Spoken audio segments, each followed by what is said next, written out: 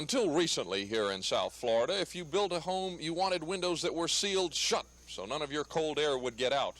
But from now on, any homes that are built in South Florida will have windows that open to let fresh air in. The somewhat radical construction of these new homes is part of the recently passed Thermal Building Code, under which energy-saving devices are given points, and the new homes must have a minimum of 100 points under this energy code. The code employs portions of an energy conservation program developed by Florida Power and Light, and the builder explains what the homes offer. Well, all of the builders in South Florida are working under new codes where we're using more insulation, we're paying more attention to the product design, wider overhangs, less open window and door space, improved air conditioning efficiency, hot water heaters, and so on. What does this do to the price of a house? It raises it a little bit, not too bad, probably around 3%.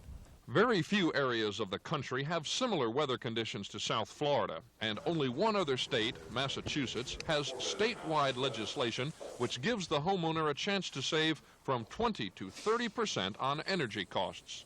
We are 2 to 3 times as vulnerable to a shutdown or slowdown or increase in price in oil as the nation as a whole, and therefore had that much higher impetus to reduce our consumption. I think that building in greater efficiency in our homes and businesses is one of the easiest, most effective ways to reduce energy consumption.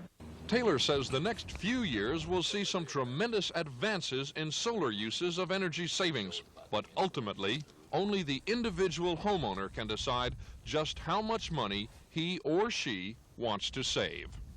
Christopher Peake, Channel 4 News in South Dade. These luxury townhouses in Coconut Grove are all wood frame construction.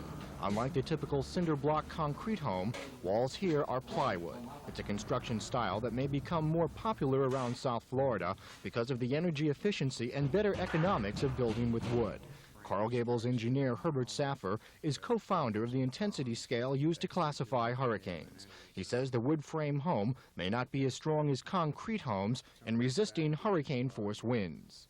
In Hurricane Camille in 1969 on the Mississippi coast, there were wood frame homes that had been up there for 50 years, but in several cases the hurricane picked up the frame, picked up the wood frame house from the foundation, swept it back, and the house disintegrated or floated away.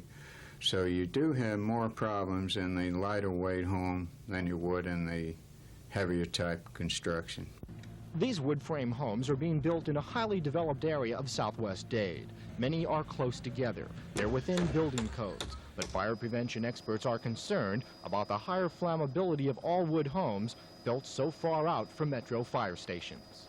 There's potential for problem areas in that they are outside of our normal response limits now. You've been monitoring the situation we have in West Dade, where the growth is just exceeding our ability right now to fill in with fire protection. So that is one of the things that really troubles us right now. Fire prevention officials are planning to meet with the county's Building and Zoning Department. They'll discuss the possibility of stricter fire codes for wood frame homes. Building and Zoning officials say the new homes do conform to Dade's strict hurricane regulations. Al Sunshine, Channel 4 News.